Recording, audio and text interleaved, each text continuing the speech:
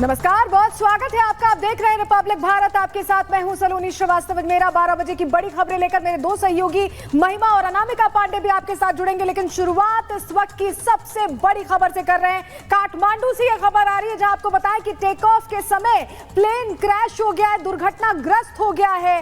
त्रिभुवन airport पर यह हादसा हुआ है, जिसको लेकर अब वहां पर राहत बचाव कार्य चल रहा है। ये बड़ी जानकारी निकलकर सामने आ रही। नेपाल के काठमांडू एयरपोर्ट पर हादसा हुआ है। टेक ऑफ करते वक्त दरअसल ये क्रैश हुआ है। तस्वीरें हम आपके सामने रख रहे हैं। शौर्य एयरलाइंस का ये प्लेन है जो क्रैश हुआ है, बताया जा रहा है। अभी प्लेन के अंदर एयरलाइंस का स्टाफ भी था, कुछ यात्री भी थे, ऐसी जानकारियां मिल रही हैं। हालांकि अभी और डिटेल्स का इंतजार है, लेकिन अभी लोगों को वहां से निकालने का काम चल रहा है। हालांकि अब ये जानकारी मिल रही है कि विमान में कोई यात्री नहीं था, लेकिन जो एयरलाइंस के स्टाफ थे वो अंदर मौजूद थे।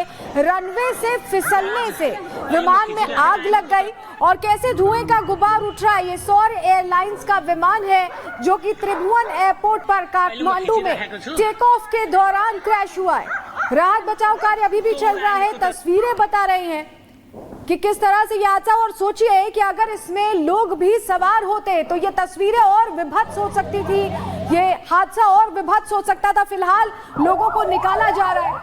तस्वीरें जो सामने आ रही है, टेक ऑफ के दौरान ये घटना हुई है काठमांडू से। बताया जा रहा है पोखरा ये विमान जाने की तैयारी में था।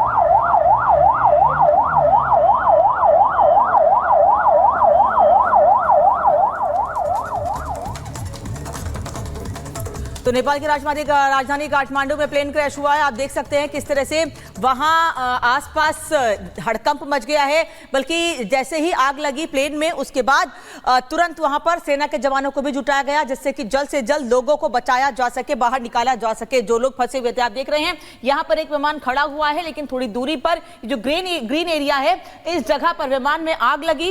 राहत और बचाव का काम जारी है। दूर से खड़े होकर लोग भी कोशिश कर रहे थे कि बता सके कम से कम, क्योंकि जब आप वहां मौजूद होते हैं तो कई बार मुश्किलों का सामना करना पड़ता है, क्योंकि मौसम भी ठीक नहीं है काठमांडू में इस वक्त। तो ऐसे में आप देख रहे हैं कि ये जो एरिया है, इस जगह पर ये प्लेन गिरा है और यहीं पर इस प्लेन में आग लगी है। बताया जा रहा है कि टेक ऑफ के दौरान ये प्लेन क्रैश हुआ है और इसमें क्रू मेंबर सवार थे और कुछ यात्री भी सवार थे। साथ ही पोखरा जा रहा था ये विमान। इसके पहले पिछले साल एक खबर सामने आई थी जिसमें पोखरा में ही विमान हादसा हुआ था, और नेपाल में काठमांडू में एक और बड़ा विमान हादसा हुआ है। हालांकि कितने लोग इसमें हताहत हुए हैं, क्या किसी की जान गई है, क्या हुआ है, इसको लेकर बहुत अपडेट अभी नहीं मिल पाया है। महिमा, बिल्कुल, देखिए आपको विस्तार से बेबी अनामिका बता रही थी कि कितना बुरा हादसा यहाँ पर हुआ है। फिलहाल आपको लगातार तस्वीरें हम दिखा रहे हैं। यहाँ पर बहुत सारी संख्या में आपको लोग भी नजर आएंगे। हालांकि भी फायर फाइटर्स की टीम वहां पर लगातार रेस्क्यू ऑपरेशन चला रही है और आपको धुएं का गुबार नजर आएगा। आसमान तक जा पहुंचा, इतना भयंकर हादसा हुआ। हालांकि 19 लोग सवार थे और अभी तक ये जानकारी नहीं मिल पाई कि 19 लोग क्या रेस्क्यू कर लिया गया उन लोगों का। लेकिन इस वक्त आपको तस्वीरें लगातार हम दिखा रहे हैं जहां पर आपको धुएं का गुबार आसमान में नजर आएगा, और यहाँ पर टीम भी नजर आ रही है, पुलिस प्रशासन वहां पर। इसके अलावा फायर फाइटर्स की जो टीम है वो मौके पर है और लगातार रेस्क्यू ऑपरेशन वहां पर चलाया जा रहा है। काठमांडू से पोखरा प्लेन जा रहा था और इसी बीच देखिए कुछ लोग जिन्होंने अपने मोबाइल में ये तस्वीरें कैप्चर की। शौर्य एयरलाइंस का प्लेन क्रैश हुआ है और अभी और जानकारी जुटाने की कोशिश सलोनी लगातार कर रहे हैं। तस्वीरें आपको महिमा दिखा रही थी कि किस तरह से यहाँ पर अभी भी रेस्क्यू चल रहा है। जानकारी पहले ये मिली थी कि 19 लोग सवार थे और ये एयरपोर्ट स्टाफ था, ये कहा जा रहा है एयरलाइंस का स्टाफ था। अभी इसको लेकर क्लैरिटी नहीं मिल पाई है, लेकिन तस्वीरें बता रही हैं कि ये हादसा जो हुआ है वो अचानक ऐसी घटना हुई है जिससे लेकर लोग भी हैरान हैं। और हमारे साथ गायत्री हमारी सहयोगी सीधे जुड़ रही है, उनका रुख कर लेते हैं। गायत्री, 19 यात्री कह रहे हैं कि एयरपोर्ट स्टाफ था, अभी क्लैरिटी नहीं मिल पाई कि सवार थे, एयरलाइन का स्टाफ था, उसको लेकर कोई अपडेट मिल पाया। और 2023 में भी ऐसा ही हादसा हुआ था, 68 लोगों की तब मौत हुई थी। बार बार हादसे नेपाल में, बार बार सलोनी हादसे हो रहे हैं। और मैं एक और जानकारी दे दूं, 2010 से अगर हम देखें तो तकरीबन ये 12वां हादसा है जो विमान हादसा हुआ है। वहां पर इस तरह के हादसे क्यों होते हैं इस पर भी हम डिस्कस करेंगे, इस पर भी जानकारी देंगे। लेकिन सबसे बड़ी बात है, अभी जो इनिशियल इंफॉर्मेशन निकलकर सामने आई है उसमें यह बताया जा रहा है कि टेक्निकल स्टाफ के लोग थे जो विमान के अंदर मौजूद थे, मतलब कोई यात्री नहीं था। हालांकि संख्या को लेकर अभी डिटेल्स आनी बाकी है कि कुल कितने लोग विमान के अंदर मौजूद थे। लेकिन बताया जा रहा है कि जैसे ही टेक ऑफ कर रहा था विमान, उसी दौरान फिसल गया और उसके बाद विमान में आग लग गई। अभी राहत और बचाव का जो काम है वो लगातार किया जा रहा है। लेकिन सलोनी, जो आपने पूछा है कि लगातार वहां पर इस तरह के जो हादसे हैं वो क्यों होते हैं, अक्सर अमूमन अगर हम देखें तो आंकड़े बताते हैं कि साल में कम से कम एक हादसा जरूर देखने को मिलता है नेपाल में, क्योंकि खासकर अगर हम काठमांडू की बात करें तो वहां पर जो चोटियां हैं, जो घाटी है वो बहुत संकरी है और ऐसे में एक्सपर्ट्स ये कहते हैं कि विमान को मोड़ने में खासी दिक्कतों का सामना करना पड़ता है। इसके अलावा जो वेदर रडार है वो भी काफी एडवांस नहीं है, जिसकी वजह से मौसम की जानकारी नहीं मिल पाती। क्योंकि देखिए वो जो भौगोलिक एरिया, वहां की अगर हम भौगोलिक एरिया की बात करें तो वहां स्थिति ऐसी कि मौसम पल पल में बदलता रहता है और ऐसे में मौसम की जानकारी नहीं होने के वजह से भी एक बड़ा कारण विमान हादसे का माना जाता है। और अब तक आप देखिए 2010 से अगर हम आंकड़े निकाल कर देखें तो ये तकरीबन 12वां हादसा है जो वहां पर हुआ है। विमान हादसे वहां अक्सर होते रहते हैं। हालांकि तस्वीरें भी हम आपको दिखा रहे हैं, दर्शकों को लगातार दिखा रहे हैं कि किस तरीके से अब जो राहत और बचाव का काम है वो किया जा रहा है। लेकिन अभी इंफॉर्मेशन आना बाकी है कि आखिर कितने लोग उस वक्त विमान के अंदर मौजूद थे, क्योंकि टेक ऑफ जब कर रहा था अचानक से फिसला और ये विमान हादसा हुआ। हालांकि जो अभी जो इनिशियल जानकारी मिल रही है उसके मुताबिक जो टेक्निकल स्टाफ था वो वहां पर मौजूद था, मतलब कोई यात्री विमान के अंदर मौजूद नहीं था जब ये दुर्घटनाग्रस्त हुआ है, जब ये क्रैश हुआ है। सिर्फ टेक्निकल स्टाफ के लोग अंदर मौजूद थे। कितने लोग मौजूद थे ये अभी पता चलना बाकी है और इस पूरे हादसे का कारण क्या रहा ये अभी पता चलना बाकी है।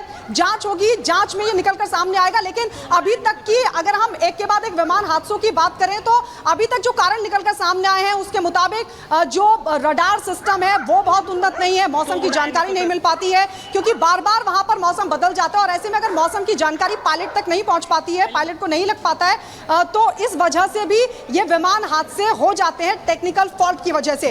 और ये भी अपने दर्शकों को बता दें, ये 2010 के बाद से 12वां है। पिछले साल भी सलोनी आपने जिक्र किया एक विमान हादसा, येती एयरलाइंस का वो विमान था जो कि दुर्घटनाग्रस्त हो गया था, जिसमें कई सारे लोगों की मौत भी हो गई थी। और अब ये एक और हादसा हुआ है, पोखरा की तरफ ये विमान जा रहा था, टेक ऑफ ही किया था इसने और अचानक से दुर्घटनाग्रस्त हो गया। अभी वहां राहत और बचाव का काम लगातार जारी है और अब ये थोड़ी देर में मुझे लगता है कि साफ हो जाएगा, ये पता चल जाएगा कि आखिर कितने लोग उस वक्त विमान के भीतर मौजूद थे, कितना जानमाल का नुकसान हुआ। लेकिन अभी इनिशियल इंफॉर्मेशन यही मिल रही है कि ये टेक्निकल स्टाफ था जो दुर्घटना के वक्त विमान के भीतर मौजूद था। सलोनी, बिल्कुल देखिए गायत्री, अभी वहां पर रेस्क्यू ऑपरेशन भी लगातार चलाया जा रहा है। पुलिस प्रशासन और इसके अलावा वहां पर फायर फाइटर्स की टीम लगातार रेस्क्यू कर रही है। उस वक्त तस्वीरें भी लगातार हम दिखा रहे हैं। लेकिन सबसे बड़ी बात, सवाल ये खड़ा होता है जिसका जिक्र कुछ देर पहले अनामिका भी कर रही थी कि इससे पहले भी कई बार इस तरह के मामले सामने आ चुके और आपने भी बताया कि 12 बार ऐसे मामले अब तक सामने आ चुके। कई बार ऐसा हादसा हुआ है जिसमें कई लोगों की जान भी जा चुकी है। जरूरत है अब व्यवस्थाएं ठीक करने की, वरना आए दिन इस तरह के मामले सामने आते रहेंगे और कई लोगों की जान चली जाएगी।